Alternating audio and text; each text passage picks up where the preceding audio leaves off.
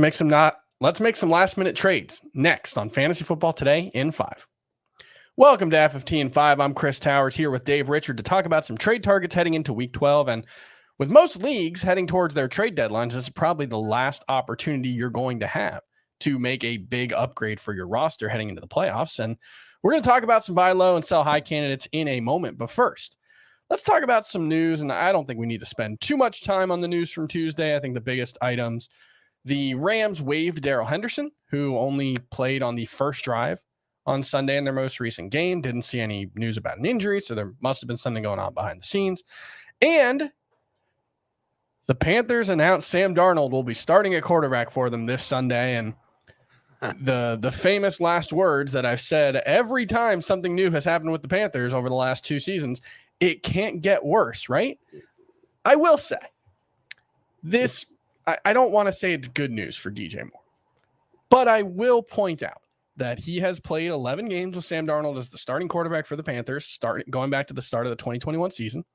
And he's averaged 15.7 PPR points in those games. In the other 16 games he's played, he's averaging 11.1. He has been much better with Sam Darnold. Do you actually think this is an opportunity to try to buy DJ Moore, or at the very least not to drop him?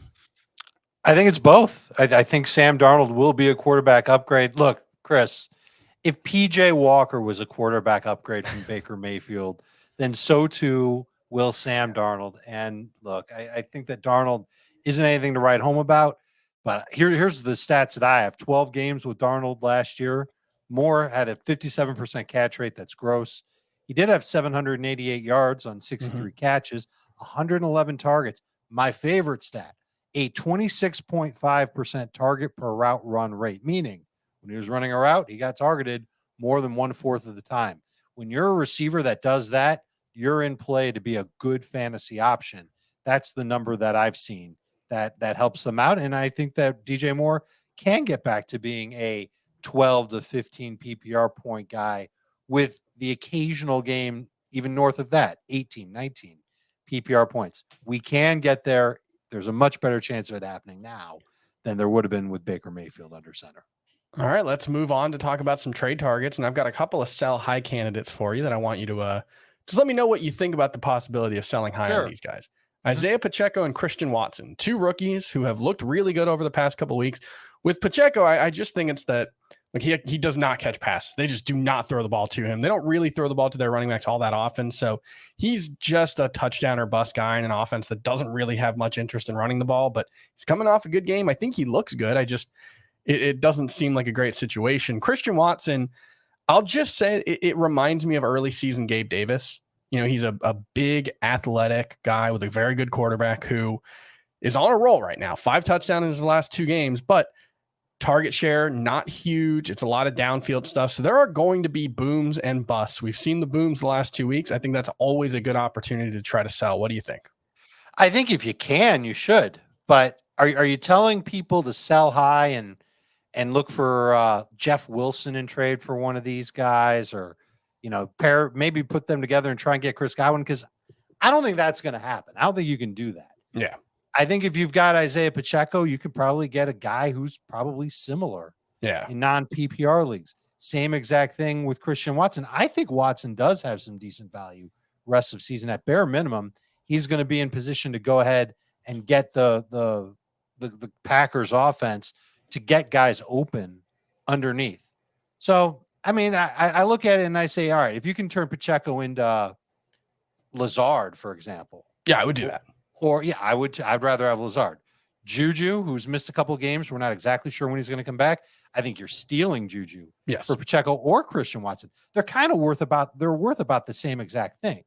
So are they sell high candidates? I'm going to say not really, because you're not going to get something great in return for one or even both of them in a combo trade. Yeah, I'm thinking like try to turn Christian Watson into like a wide receiver too. If I could turn him into Devontae Smith, I think they're fairly similar players, but I think Devontae Smith's a better version of it. I would do that. I would too. I just don't know if you can. Sure. If you could name me a wide receiver in that ilk of Lazard, a receiver that hasn't been playing well lately, that you can try and target. And Sure. I'd be interested in that. Cortland Sutton, who would you rather Sure. have? Sutton or Watson rest of season? I think I'd rather have Sutton. I think he's a better player. I think I would too in PPR, but in non-PPR, I'd say it's even, if not like a slight lean towards Christian Watson. But that's what you're looking for. You're looking for an established veteran receiver who hasn't been playing well lately in exchange for Christian Watson. Now, if that's the definition of sell high, then I think you can go ahead and do it. You asked me for a sell high candidate. Yes. Let me give you a biggie.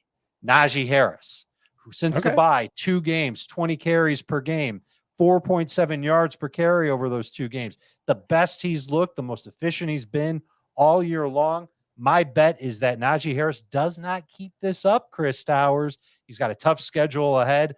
And I think that the offensive line, it's fine. It's played better. But I just don't see Najee Harris being this good for this long. I think eventually he's going to look like that older, sluggish-looking type of running back, even though he's not older, which has been part of the problem with him, is that he's just been sluggish and he won't come through. That's a guy that I think you can actually aim a little bit higher for. Try and get yourself Christian Kirk, DK Metcalf, Olave, maybe even Juju in full PPR, with the understanding that Juju might need 1 more week before he comes back. That's the type of sell high candidate that I'd look to move. I think that makes sense. And that's going to do it for FFT and 5. We'll be back tomorrow to talk about more Week 12 questions, including some start-sit calls. We'll see you then.